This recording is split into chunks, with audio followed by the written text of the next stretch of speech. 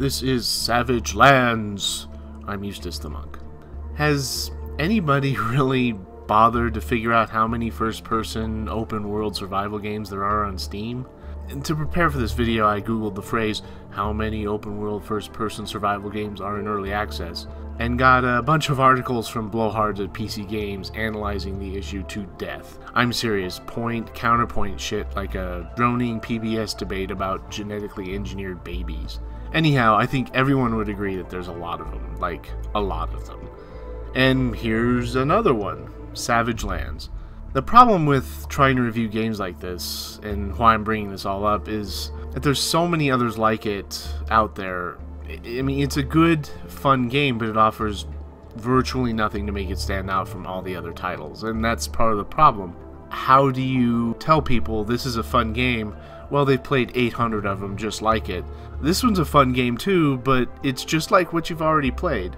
And that's a little bit Savage Land. It has some things to make it stand out, and I'll go over those in just a second. But the basics of this game are just like all the others. You start abruptly with little, if any, equipment. In this case, you're washed up on the beach of a place called the Sundered Isle. It's a forsaken island once populated with a seemingly bustling community, but then some evil dragon came and killed everybody and wrecked all the villages and fucked everything up, basically.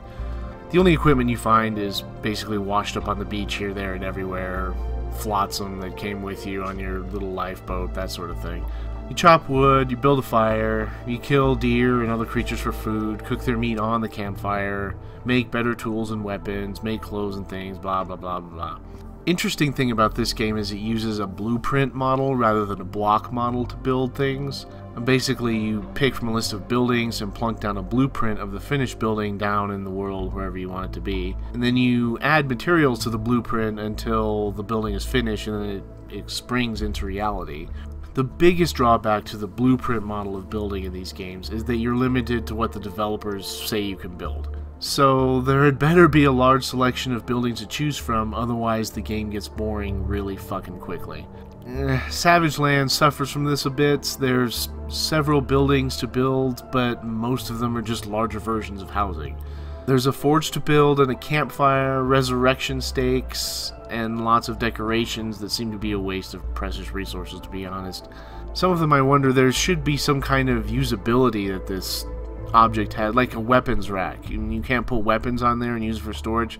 No, just for decoration. I kind of wonder about those development decisions.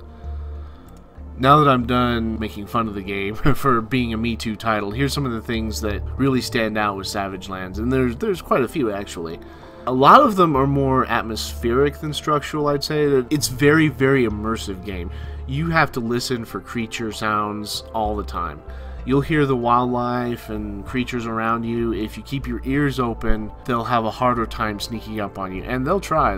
Suddenly your screen is flashing red from getting hits, and you realize that there's a skeleton or a wolf or something behind you that made noise that you ignored or didn't hear. It's kind of cool. You can hear the skeleton clacking up behind you, and you can turn around and face him just in time. The weather is changing constantly. The storms look very realistic. The day-night cycles are also much longer than in most other survival games, and it's nice because it's tough in this game to do things at night because of the cold. The cold is the one thing you'll have to deal with constantly. The Sundered Isle is apparently some kind of near tundra environment, and unlike other games like this, it's the elements that are your constant enemy. You need to be worried about where your shelter is, where your fire is at all times, especially at night. If you go wandering too far and get lost, you're going to be in deep, deep shit in a hurry. The immersion is awesome for that sort of thing. You really feel like you're living in an old Jack London short story.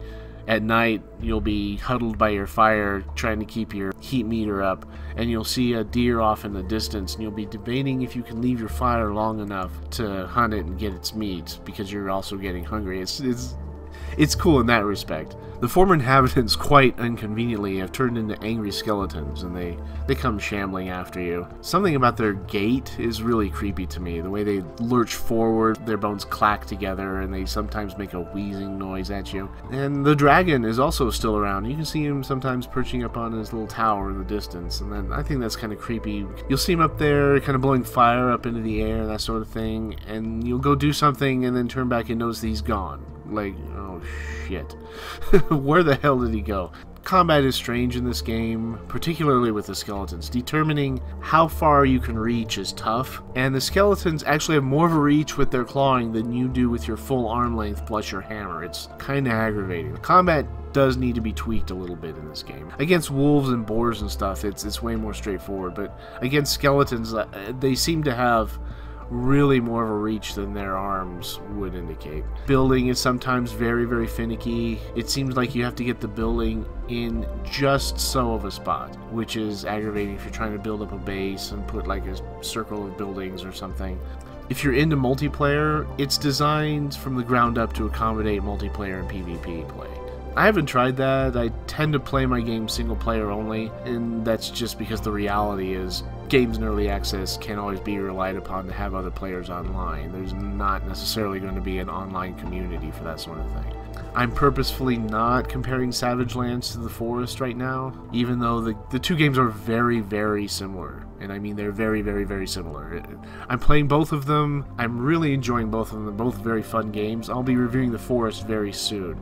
And I kind of want to keep both reviews separate and have you guys make up your mind on which one to buy based on what you see. But that having been said, I would recommend picking one or the other unless you're really into games like this. Like, I really enjoy these kind of games. I can't get enough of them. So I bought both of them.